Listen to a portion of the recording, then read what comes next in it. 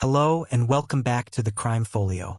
It is a quiet comfort to have you with us again as we descend into the shadows of the past.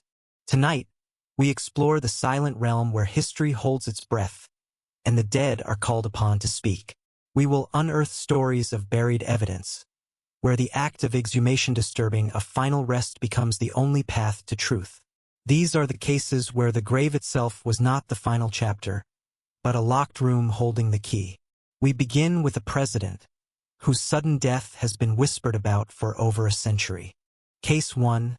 The exhumation of President Zachary Taylor. The story begins not with a crime, but with a celebration. It is the 4th of July, 1850, in Washington, D.C. The air is thick with a familiar midsummer humidity, a heavy blanket that smothers the city. The nation is young, vibrant, but deeply fractured, a tension hidden just beneath the surface of the patriotic festivities. At the center of this burgeoning storm is the 12th President of the United States, Zachary Taylor. Known as Old Rough and Ready, Taylor is a man forged in the crucible of war, a career soldier who had spent 40 years on the frontier and the battlefields of the Mexican-American War.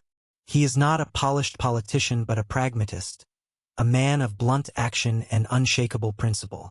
His face, weathered and stern, is that of a commander, not a statesman.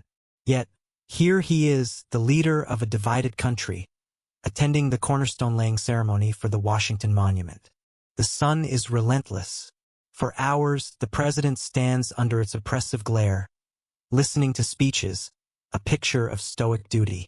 Afterward, seeking respite, he strolls along the banks of the Potomac River before returning to the White House. There, he attempts to quench a profound thirst and cool his overheated body. He consumes a large quantity of raw cherries, washed down with iced milk and copious amounts of water. It is a seemingly innocent act, a simple pleasure on a sweltering day. It would become the focal point of a mystery that would endure for nearly 150 years. Within hours, the president is seized by a violent illness. The initial discomfort quickly escalates into agonizing abdominal cramps. He is besieged by nausea, diarrhea, and a raging fever. The White House physicians diagnose it as cholera morbus, a catch-all term in the 19th century for acute gastroenteritis, often caused by contaminated food or water. For 5 days, the hero of Buena Vista, the man who had faced down enemy cannons, is laid low by an enemy within.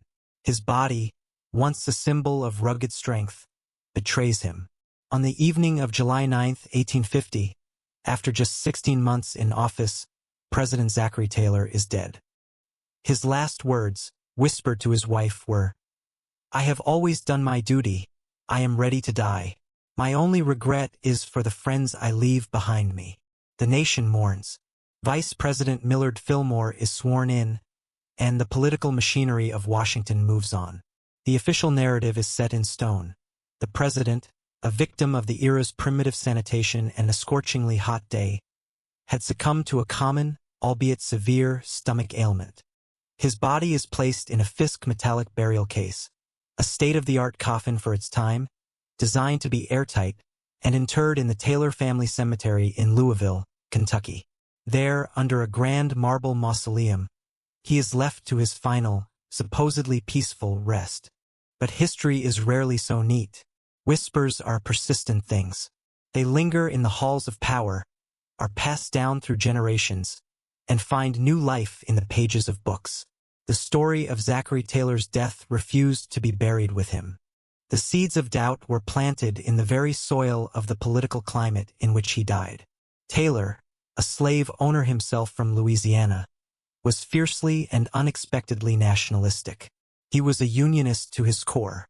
The great, consuming issue of his presidency was the question of slavery's expansion into the new territories acquired from Mexico.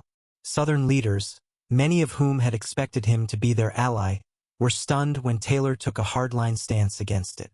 He encouraged California and New Mexico to apply for statehood with constitutions that banned slavery, bypassing the territorial stage and infuriating the pro-slavery bloc in Congress. He saw the threats of secession from Southern fire-eaters not as political negotiation, but as treason.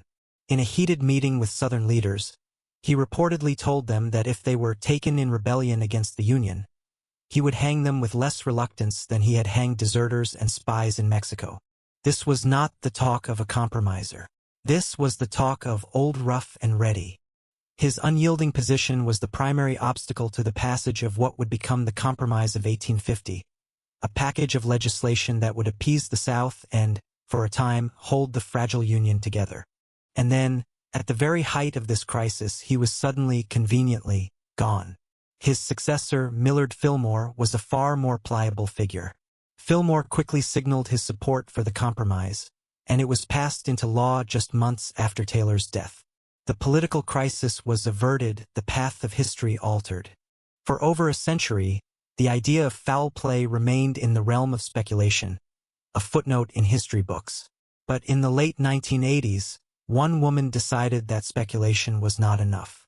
Her name was Clara Rising, a former humanities professor and author from Florida. While researching a book on the presidency, she became captivated by the suspicious circumstances of Taylor's demise. She delved into the symptoms of his final illness, the violent cramps, the vomiting, the dehydration, and she found a chilling parallel. They were textbook symptoms of acute arsenic poisoning. Arsenic was the poison of choice in the 19th century. It was odorless, tasteless, easily dissolved in food or drink, and its effects closely mimicked those of diseases like cholera and dysentery. It was, in many ways, the perfect weapon for a quiet assassination. Rising's theory was simple, yet explosive. President Taylor had not died of natural causes.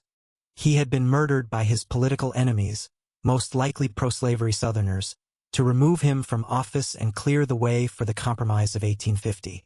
Her book, The Taylor File, laid out the case. It was a compelling, if circumstantial, argument. But Rising knew that to prove it, she needed more than a theory. She needed a body. She needed to do what was once unthinkable. She needed to exhume the remains of a president of the United States. This began a new and arduous campaign, a battle not of politics or war, but of persuasion and perseverance. The task was monumental. Rising had to convince the world that a historical theory was worth disturbing a national hero's grave. Her first stop was the Jefferson County Coroner's Office in Louisville, Kentucky. The coroner at the time, Dr. Richard Greathouse, was initially skeptical. It sounded like a fringe conspiracy theory. But Rising was persistent.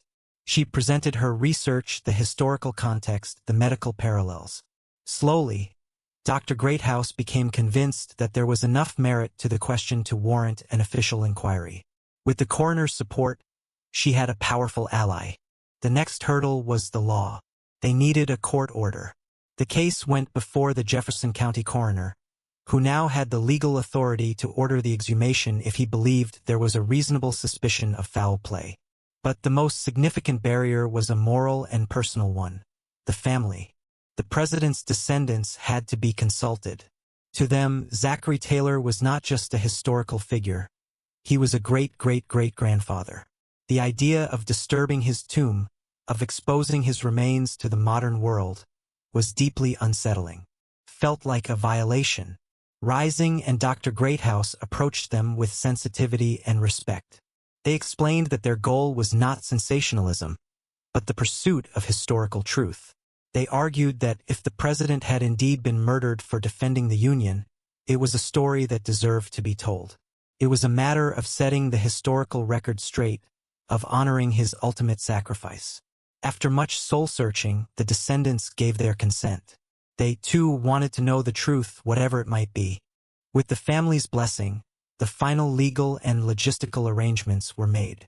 The date was set, June 17, 1991. The world's media descended on the Zachary Taylor National Cemetery. The event became a spectacle, a convergence of history, science, and television cameras.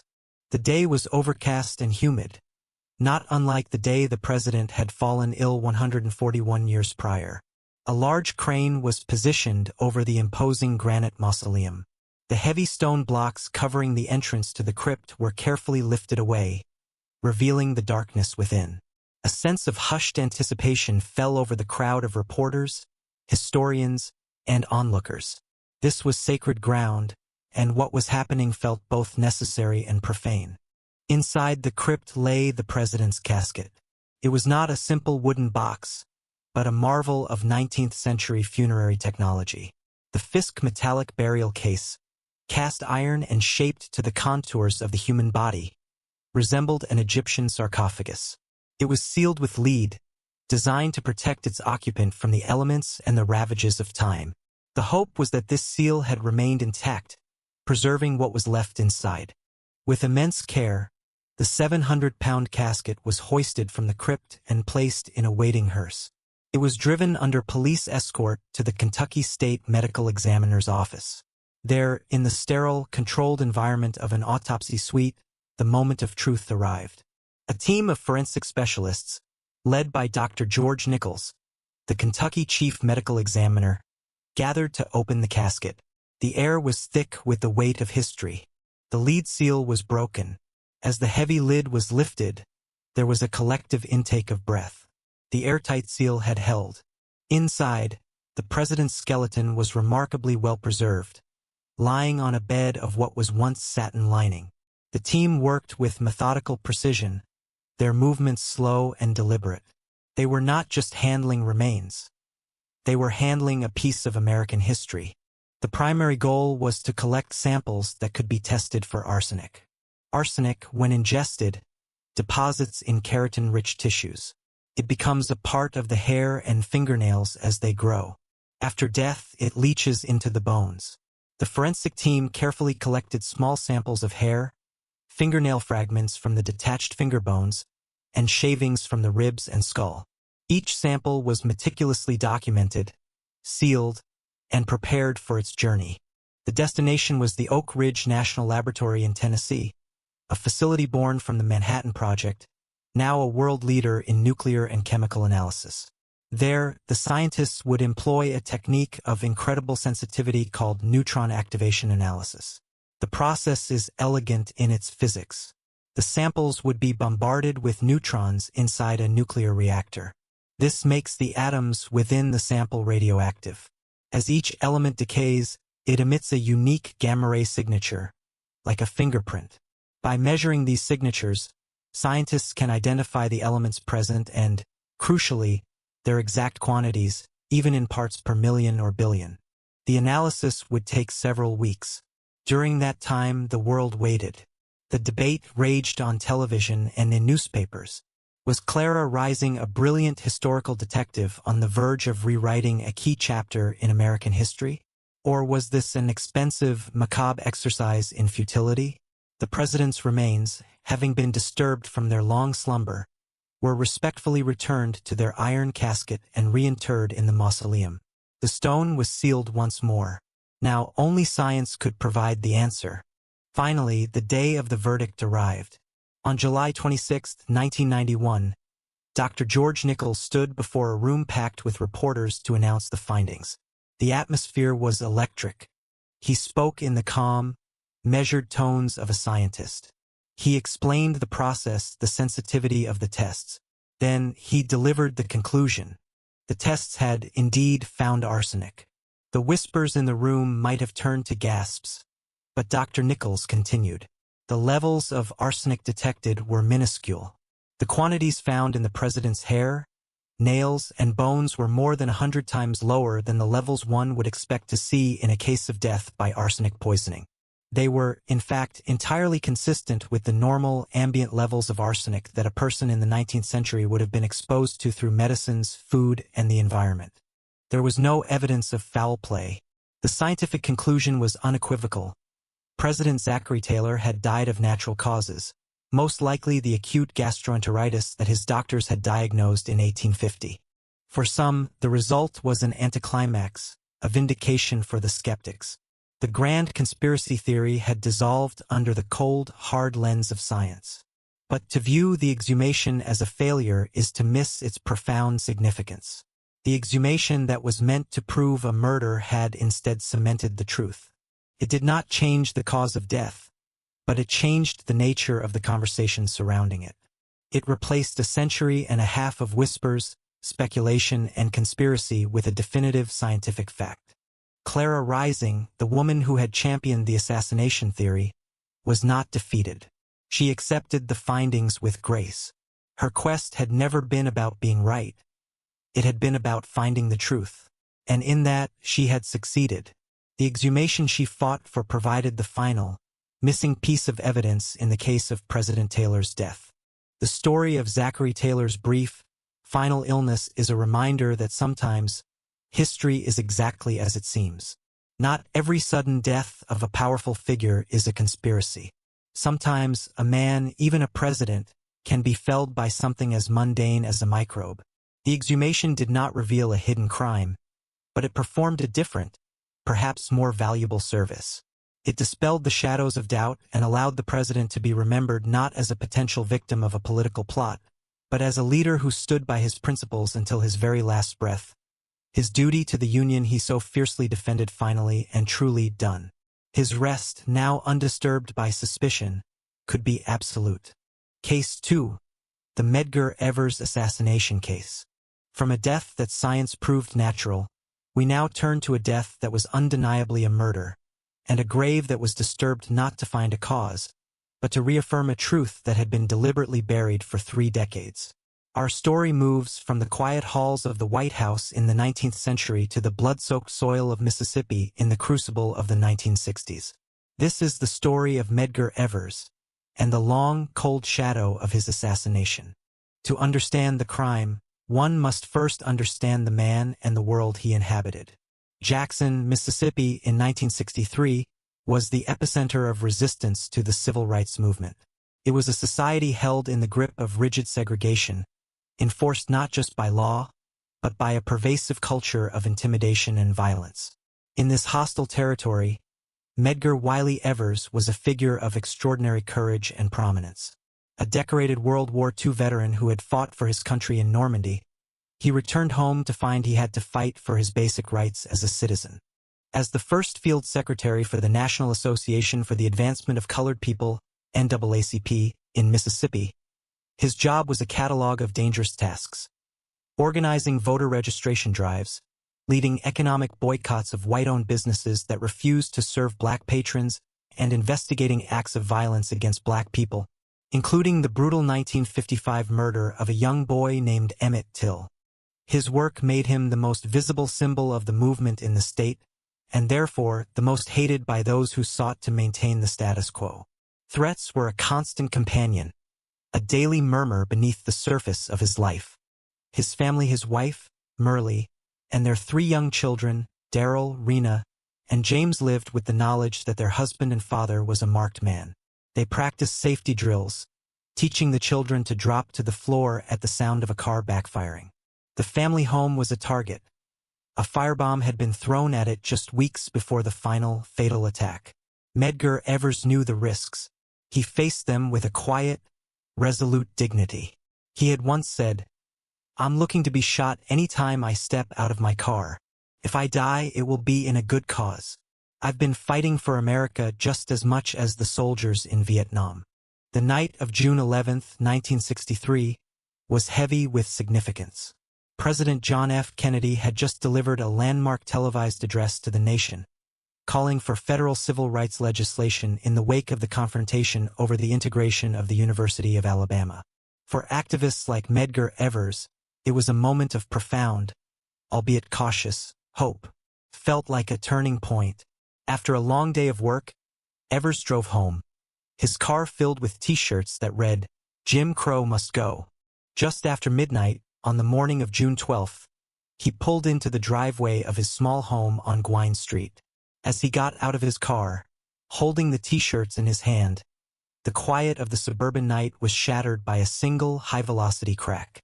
A bullet from a powerful hunting rifle, fired from a honeysuckle thicket across the street, tore through his back, passed through his body, and shattered the front window of his home. Inside, Merle and the children were jolted from their sleep. They knew the drill. They fell to the floor. But then they heard the terrible, gut-wrenching sound of their father staggering, his keys and the T-shirts falling to the concrete. He collapsed at the threshold of his carport door. Merle rushed outside to find him lying in a pool of his own blood. The children followed, their screams piercing the night air. "Daddy, get up! Please, get up!" Neighbors, both black and white, rushed to help. He was still alive, barely. They lifted his broken body onto a mattress and put him in a station wagon to race him to the local hospital. There, he was initially denied entry because of his race, until it was made clear who he was. Within an hour of the shooting, Medgar Evers was dead. He was 37 years old. The assassination of a national figure on his own doorstep sent shockwaves across the country. The investigation began immediately. In the fraught atmosphere of 1960s Mississippi, it seemed, for a moment, that justice might be swift. The evidence was discovered with remarkable speed. In the overgrown honeysuckle bushes where the assassin had lain in wait, investigators found the murder weapon, a 1917 Enfield rifle, fitted with a telescopic sight. This was not a piece of evidence that could be easily dismissed. It was tangible, it was lethal, and it had a history. The rifle was traced back to a man named Byron de la Beckwith, a fertilizer salesman from the Mississippi Delta town of Greenwood. Beckwith was not an anonymous citizen. He was a virulent white supremacist, a proud member of the White Citizens Council, and, it was widely believed, the Ku Klux Klan. He was a man steeped in the ideology of racial hatred, who viewed men like Medgar Evers as a threat to his entire way of life. When the rifle was examined by the FBI, they found a fingerprint. It was on the scope. The print was a perfect match to Byron de la Beckwith. With a suspect, a murder weapon, and a fingerprint, the case appeared to be airtight. Beckwith was arrested and charged with murder. He was brazen, almost cavalier. He seemed utterly confident that he would face no real consequences for his crime. And he had reason to be. He was tried twice in 1964. Both trials were a study in the mechanics of a rigged system. The venue was Hinds County, the same county where Evers had lived and died. The prosecution, led by District Attorney Bill Waller, presented its case professionally, laying out the evidence of the rifle and the fingerprint. But the atmosphere in the courtroom was surreal. Beckwith was treated not as an accused murderer, but as a local hero.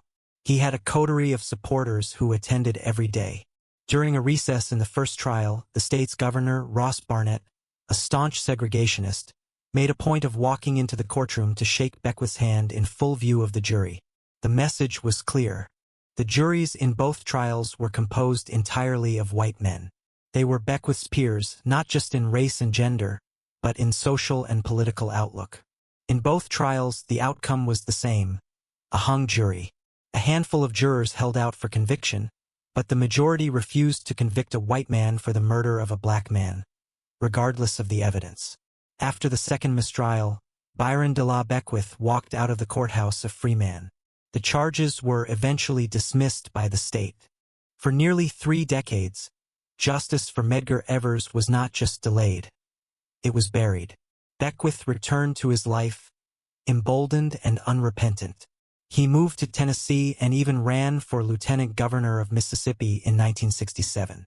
Over the years, he would boast about his crime to fellow Klansmen and sympathizers, secure in the knowledge that the principle of double jeopardy, the rule that a person cannot be tried for the same crime twice, protected him. The state of Mississippi, it seemed, had closed the book on the case forever. But one person refused to let the book be closed. Merle Evers, now a widow and a single mother, had moved her family to California to escape the suffocating oppression of Mississippi. But she carried the memory of that night, and the cause for which her husband died, with her. She became a powerful voice in her own right, an author and activist, the chairwoman of the NAACP. And she never, ever gave up the fight to see her husband's killer brought to justice. She believed, with an unshakable faith, that one day the moral arc of the universe would bend toward justice in Mississippi. She kept the pressure on, writing letters, giving interviews, reminding the world that a murderer was walking free. The world began to change. The rigid social structures of the Old South began to crumble. A new generation of Mississippians, both black and white, grew up, ashamed of their state's brutal past and determined to build a different future. In the late 1980s, this changing tide created an opening. The catalyst was an investigative reporter named Jerry Mitchell, working for the Clarion Ledger newspaper in Jackson. Mitchell began to dig into the state's cold cases from the civil rights era, cases like the Evers murder that had been left to fester. He uncovered a startling piece of buried evidence, not in the ground, but in the state's own secret archives. He found documents from the Mississippi State Sovereignty Commission, a taxpayer-funded agency created to preserve segregation. The documents revealed that the commission had secretly assisted Beckwith's defense team during the 1964 trials. They had illegally investigated the backgrounds of potential jurors, providing information to the defense to help them select a sympathetic, all-white jury. This discovery was a bombshell. It proved that the original trials had been tainted by state-sponsored jury tampering. It was new evidence. It suggested that Beckwith's legal protection might not be so absolute. Mitchell's reporting caught the attention of a young, ambitious assistant district attorney in Hinds County named Bobby DeLauder. DeLauder, a white Southerner who had grown up in the very system that had protected Beckwith, felt a powerful sense of historical responsibility. He convinced his boss, District Attorney Ed Peters, to reopen the case. The task was formidable. It had been 27 years. Memories fade, witnesses die, and most critically, the physical evidence was gone. In a catastrophic failure of preservation, the original court file, including the trial transcripts, had vanished. The murder weapon, the Enfield rifle, was missing, last seen in the possession of a local judge who took it home as a souvenir. The pristine fingerprint evidence was gone with it. The fatal bullet, extracted from Evers's body, had also disappeared. DeLauder and his team had to rebuild the case from scratch. They tracked down the lost rifle, finding it in the home of the judge's widow. They painstakingly reconstructed the chain of custody. They found new witnesses, people to whom Beckwith had bragged about the murder over the intervening decades, their consciences now finally compelling them to speak. They had a powerful circumstantial case, but they knew the defense would attack every aspect of the long cold crime. They would argue that the evidence was too old, that memories were unreliable. They might even try to suggest that Medgar Evers died of something else, or that the 1963 autopsy was flawed. The prosecution needed something irrefutable. They needed to bring the crime itself in its stark physical reality into a 1990s courtroom. To do that, they needed to call upon their most silent, most powerful witness, Medgar Evers himself. They made the agonizing decision to seek an exhumation. This was a profoundly difficult step, both legally and emotionally. For Merle Evers and her children, the thought of disturbing their father's rest was horrifying. He was buried with full military honors in Arlington National Cemetery, a hero's grave. It was a place of sanctity and peace, the final, dignified chapter after a life of struggle and a brutal death. To unearth his remains felt like another violation. But Merle understood the grim necessity. If this was what it took to finally achieve the justice he had been denied, she would consent. It was the last thing in the world that I wanted to do, she would later say. But I knew it had to be done. In September of 1991, nearly 3 decades after he was laid to rest, the body of Medgar Evers was exhumed from the hallowed ground of Arlington. The casket was raised under the somber watch of his children, now adults who had lived their entire lives in the shadow of their father's murder. It was flown back to Mississippi, the state that had taken his life, so that it could finally give him justice. At the Rankin County morgue, a team of forensic pathologists conducted a new autopsy. Due to the expert work of the original undertaker, the body was remarkably well preserved. The examination was methodical and conclusive. The pathologists were able to identify the entrance wound in his back and the devastating path the bullet had taken through his body. They confirmed that he had been killed by a single shot from a high-powered rifle, just as the original investigation had concluded. They found metallic fragments consistent with the jacket of a .30-06 bullet, the type used by an Enfield rifle. The cause of death was reaffirmed, with all the weight of modern forensic science. The exhumation had successfully resurrected the core truth of the crime, making it impervious to the challenges of a skeptical defense. With this final, crucial piece of evidence secured, the state of Mississippi was ready to try Byron de la Beckwith for a third time. In January 1994, 31 years after the murder, the trial began.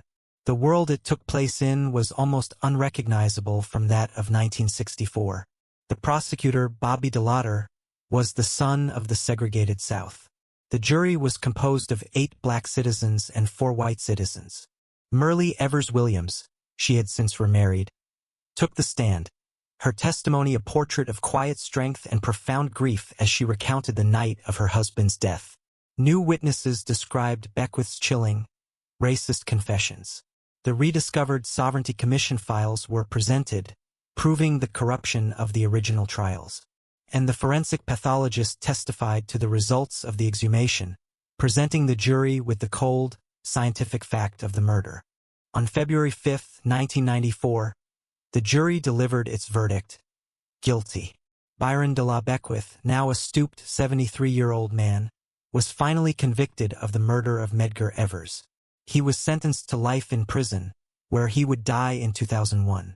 The exhumation of Medgar Evers was not about discovering a new truth, but about giving an old truth a voice it had been denied for a generation. It was a bridge across time, connecting the injustice of the past with the possibility of the present. The buried evidence in this case was not just the body in the grave.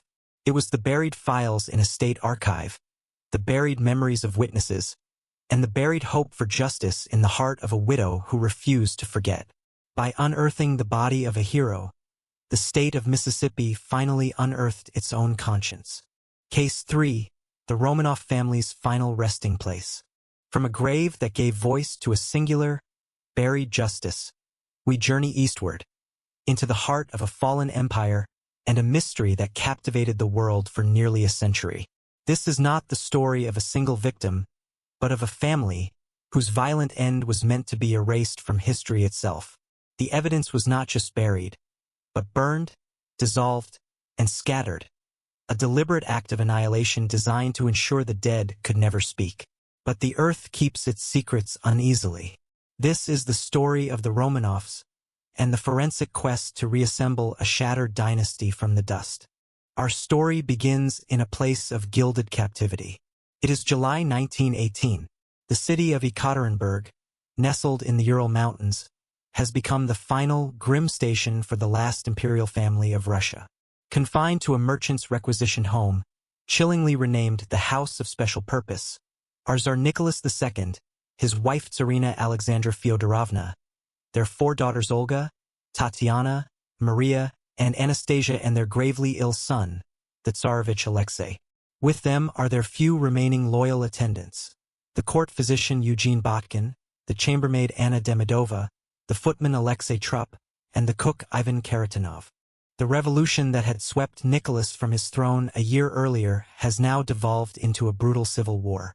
The anti-Bolshevik White Army is closing in on Ekaterinburg. For the family's captors, the local Ural Soviet, the prisoners have become a liability. The thought of the Tsar being liberated and becoming a rallying symbol for the white forces is unacceptable. A secret decision is made in Moscow, a death sentence communicated by coded telegram. The Romanov line is to be extinguished. In the dead of night, on the cusp of July 17th, the family is awakened. They are told that fighting is imminent in the city and they must be moved to the basement for their own safety. There is a sense of confusion and weary compliance. Dressed in simple clothes, they descend a narrow staircase into a small, semi-basement room.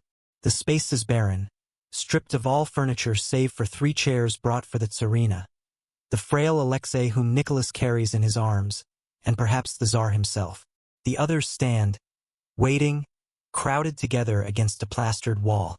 The air is damp and still. A group of men file into the room, a death squad led by the commandant of the house, Yakov Yurovsky.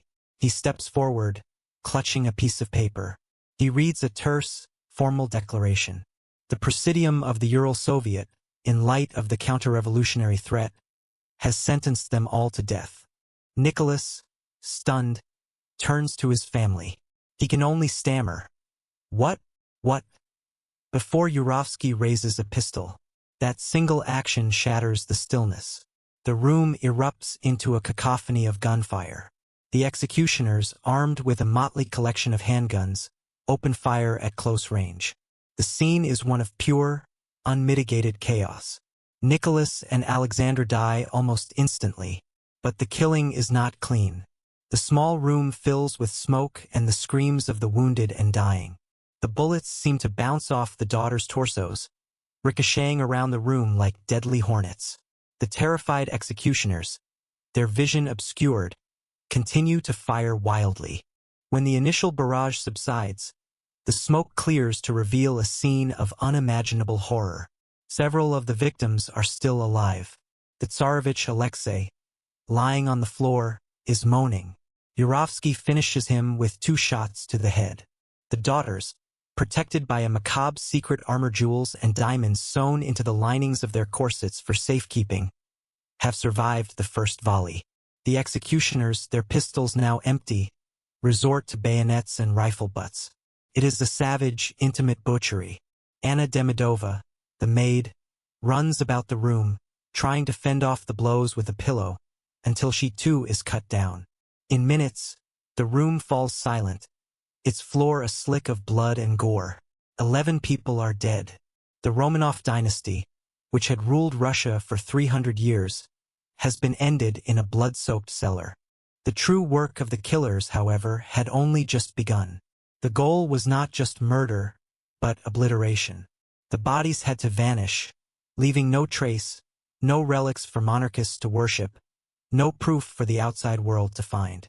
Yurovsky and his men loaded the bodies onto a truck and drove into the darkness, towards a deserted mine shaft in the Koptyaki forest. The initial plan was to dump the bodies down the mine and collapse it with grenades. But the mine was shallower than expected, and the water within did not fully conceal the pale corpses. A new, more gruesome plan was hatched. 2 of the bodies were retrieved, taken to a clearing and burned. The remaining 9 were to be completely destroyed. The men doused the bodies with sulfuric acid, hoping to render them unrecognizable, and then set them on fire. But the pyre was not consuming them fast enough. As dawn approached, panic set in. The truck carrying the mutilated remains became mired in the mud on a cart track. Under immense pressure, Yurovsky made a final, desperate decision. They would bury the evidence right there under the road itself. They dug a shallow pit, no more than 2 feet deep, and threw in the 9 acid-scarred bodies. They poured more acid over them and smashed their faces with rifle butts to prevent identification. Then, they covered the mass grave with dirt and laid heavy railroad ties over it, driving the truck back and forth to pack the earth down, creating a seemingly innocuous stretch of road. This desolate patch of boggy ground, known to locals as Pig's Meadow, was to be the Romanovs' secret, final resting place. The 2 burned bodies from the clearing were buried separately, in a smaller pit nearby. The secret, Yurovsky believed, was now safe, buried beneath mud and silence. For decades it was. The Soviet government offered only vague and contradictory accounts. They admitted to executing Nicholas but claimed his family had been moved to a safe location. This official silence created a vacuum, and into that vacuum rushed a torrent of rumor, speculation, and romantic fantasy. The idea that one or more of the children had survived became an enduring 20th century myth. It was a story people wanted to believe, a fairy tale of escape from a real-life horror story. This myth found its most famous embodiment in a woman known as Anna Anderson. She appeared in a Berlin mental hospital in 1920 after a suicide attempt, bearing scars she claimed were from the bayonets in the cellar. She claimed to be the Grand Duchess Anastasia. For the rest of her life, she maintained this identity, attracting a legion of believers and fighting a protracted legal battle for recognition. She possessed an uncanny knowledge of court life and convinced many who had known the real Anastasia. She was the living, breathing manifestation of the world's hope that someone had escaped the cellar. Without a body, there was no way to definitively prove her wrong. The truth remained buried in the Koptyaki forest, waiting for a different kind of revolution. That came in the late 1970s, not with guns, but with quiet determination. A local geologist named Alexander Avdenin and a Moscow filmmaker named Jelly Ryabov became obsessed with solving the mystery. They were not revolutionaries, but amateur historical detectives.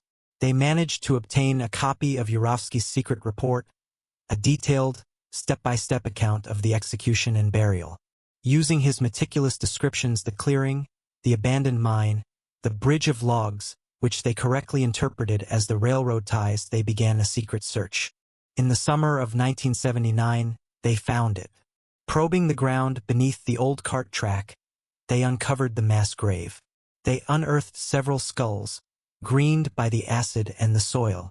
The sight was both a moment of profound discovery and profound terror.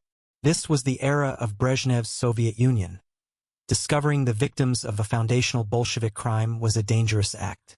Fearing the repercussions, they reburied the skulls, made careful maps, and vowed to keep their discovery secret until the political climate changed.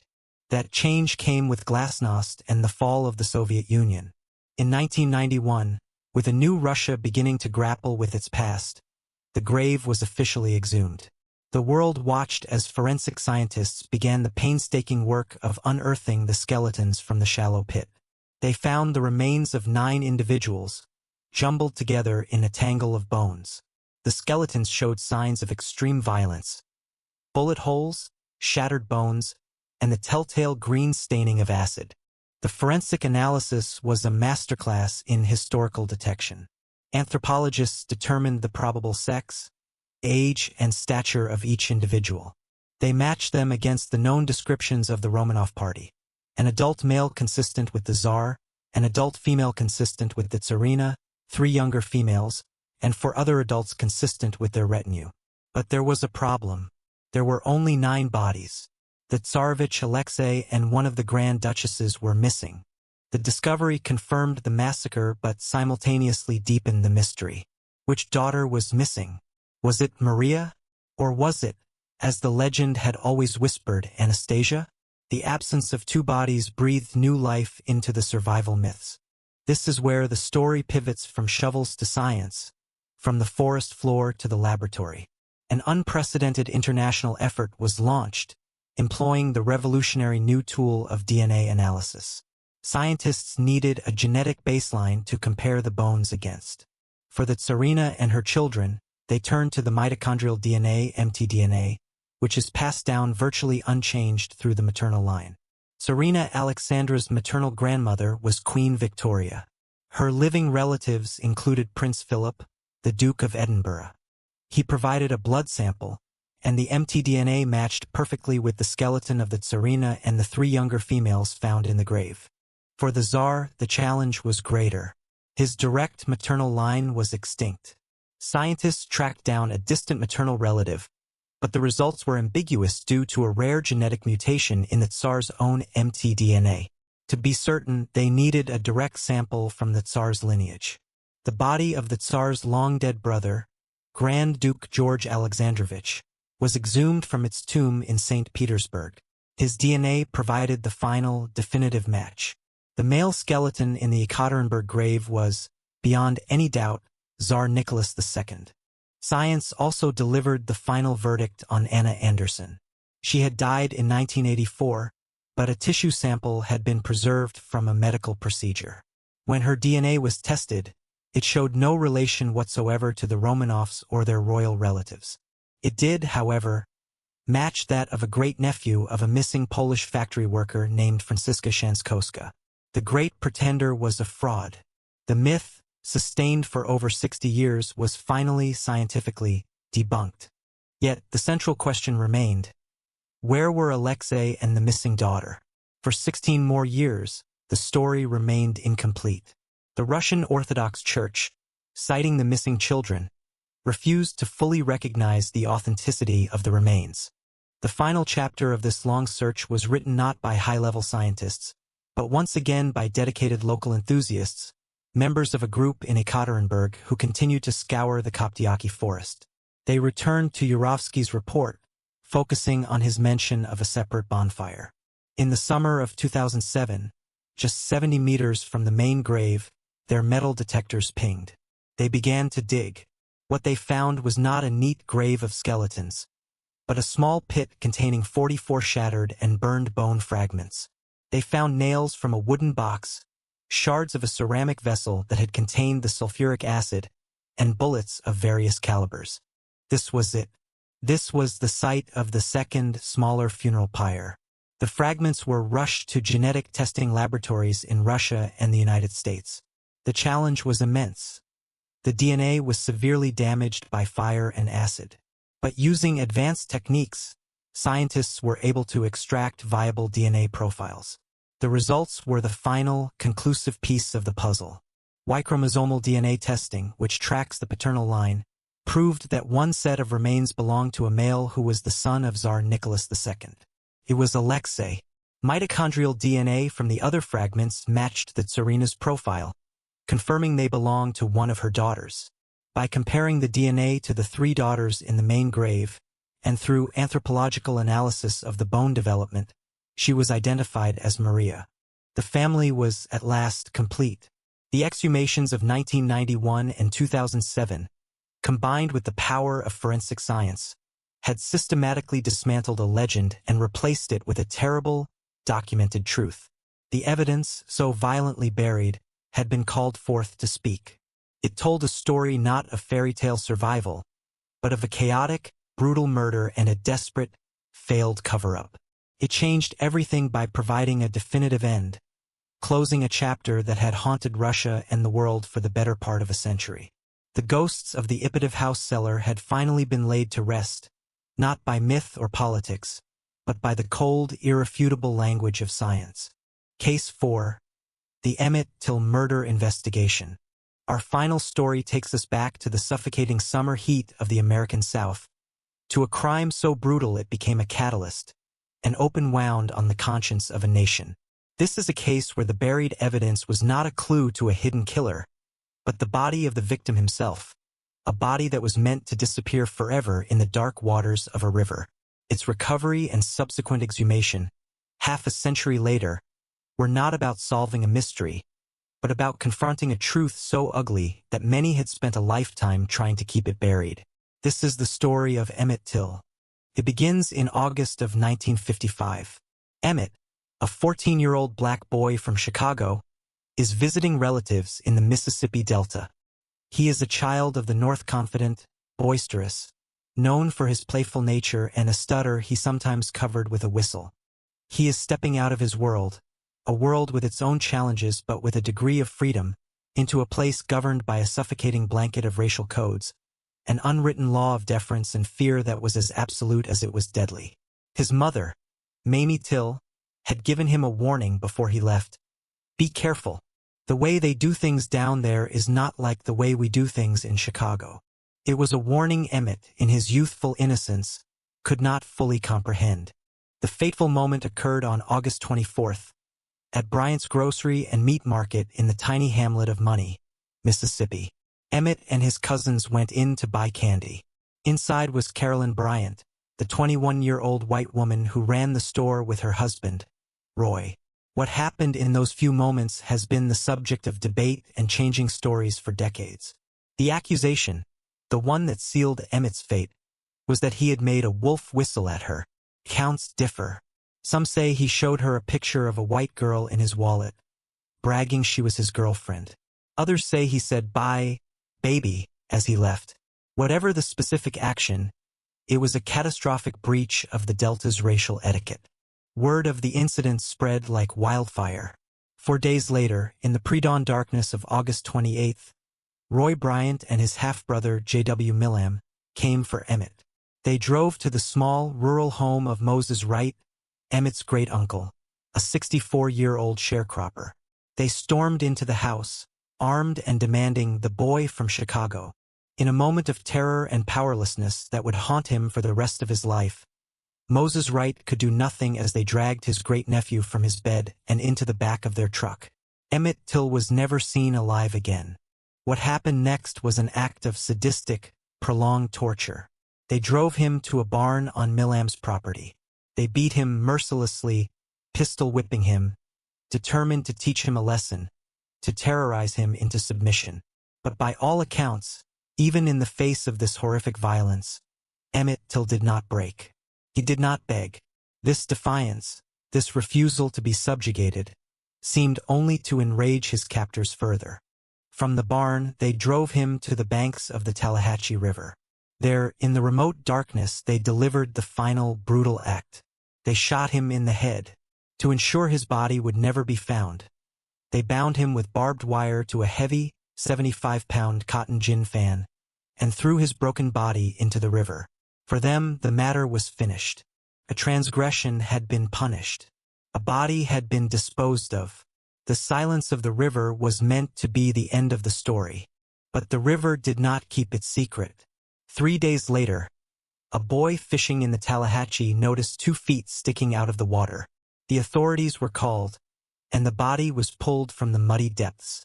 It was so horrifically disfigured and decomposed from its time in the water that Moses Wright could only identify the corpse as his nephew by a silver ring on his finger, one that had belonged to Emmett's father. The local authorities wanted a quick, quiet burial. They wanted the body and the story to be put back in the ground immediately. But a force more powerful than the Mississippi justice system intervened: the will of a grieving mother. When Mamie Till Mobley was notified of her son's death and the discovery of his body, she made a demand. She wanted his body sent home to Chicago. When the sealed casket arrived, she made another history-altering decision. Over the protests of the undertaker, who warned her of the gruesome sight, she insisted the casket be opened. "Let the people see what they did to my boy," she declared. What they saw was the face of American hatred. Emmett's head was crushed, one eye was gouged out, his nose was broken, and the bullet hole was visible. He was unrecognizable as the vibrant, happy boy who had left Chicago just weeks before. Mamie's decision to hold an open-casket funeral was an act of profound courage and revolutionary defiance. For 4 days, the body of Emmett Till lay in state at the Roberts Temple Church of God in Christ. Tens of thousands of people filed past, their shock and grief turning to a cold, collective anger. Then, Mamie allowed Jet magazine, a prominent black publication, to print the photographs of her son's mutilated face. The images went out across the country and the world. They ripped away the veil of abstraction that surrounded Southern racism. This was not a political debate. This was a dead child. The photographs made it impossible to look away. Emmett Till's body, the very evidence his killers tried to hide, became the most powerful indictment of the Jim Crow system. Mamie Till Mobley had turned her personal tragedy into a public reckoning. The subsequent trial of Roy Bryant and J.W. Millam, held in Sumner, Mississippi, was a grotesque parody of justice. The courtroom was segregated. The all-white, all-male jury was drawn from the defendant's friends and neighbors. The defense's strategy was simple: to deny that the body pulled from the river was even Emmett Till, suggesting he was alive and well in Chicago, and this was all a plot by the NAACP. Despite the atmosphere of extreme intimidation, a few witnesses showed incredible bravery. Moses Wright, a man who had lived his entire life under the thumb of the system, took the stand. When asked to identify the men who had taken Emmett from his home, he stood, raised a trembling finger, and pointed directly at J.W. Millam and Roy Bryant. In that courtroom, in that time, it was an act of almost suicidal courage. "Thar he said, his voice clear. But it was not enough. After a 67-minute deliberation, the jury returned with its verdict: not guilty. Just a few months later, protected by the principle of double jeopardy, Bryant and Millam sold their story to Look magazine for about $4,000. In a detailed, boastful confession, they admitted to the kidnapping and murder. They described how they had tortured Emmett Till and why. "Well, what else could we do?" Millam was quoted as saying, "He was hopeless. I'm no bully. I never heard a nigger in my life. I like niggers in their place. But I just decided it was time a few people got put on notice." There it was, a full confession printed for the nation to read. But legally, nothing could be done. They had been acquitted. They would never be punished for their crime. For 50 years, that was where the legal story ended. The case grew into a legend, a foundational story of the civil rights movement. Mamie Till Mobley became a lifelong educator and activist, dedicating her life to the memory of her son. But the official case file remained closed, gathering dust. Then, In 2004, the U.S. Department of Justice took the extraordinary step of reopening the investigation. The decision was prompted by new information, primarily from the work of documentary filmmaker Keith Beacham, who had spent years investigating the case and believed that more people had been involved in the crime than just Bryant and Millam, both of whom were now dead. To build a new case, one that could potentially charge living accomplices, the FBI needed evidence that would stand up in a modern court. They needed to know everything they possibly could about what happened to Emmett Till on that night. And to do that, after nearly half a century, they needed his body. The decision to exhume was fraught with emotion. For many, Emmett's grave at Burr Oak Cemetery in Illinois was sacred ground. His body had already been subjected to unimaginable desecration. To disturb his rest felt like another violation.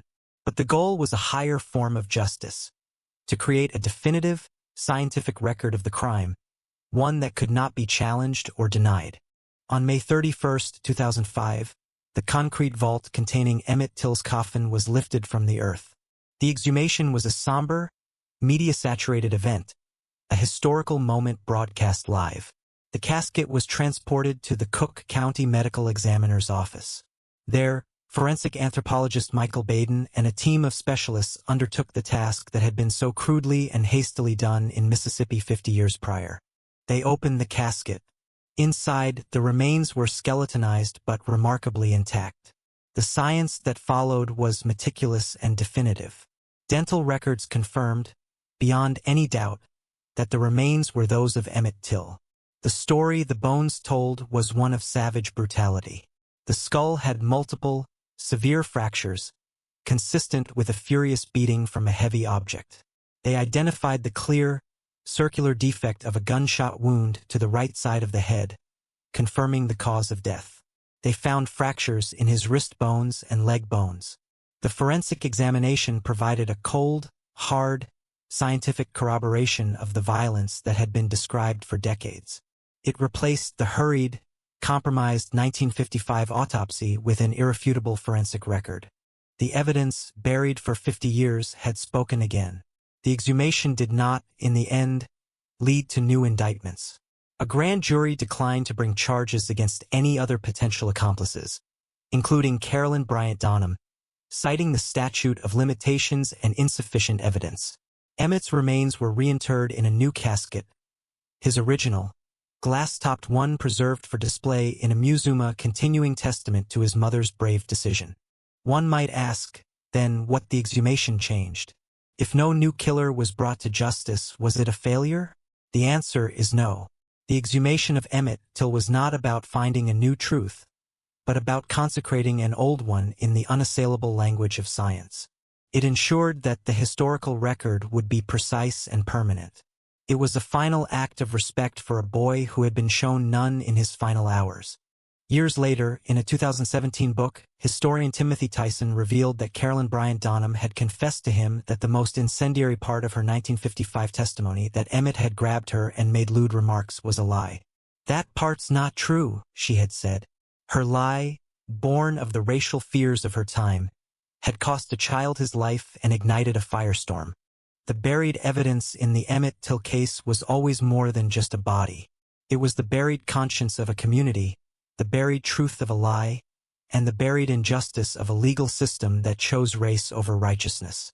By unearthing Emmett's body, we did more than just confirm a cause of death. We reaffirmed a commitment to remember, a promise that his story, and the courage of his mother, would never again be silenced or ignored.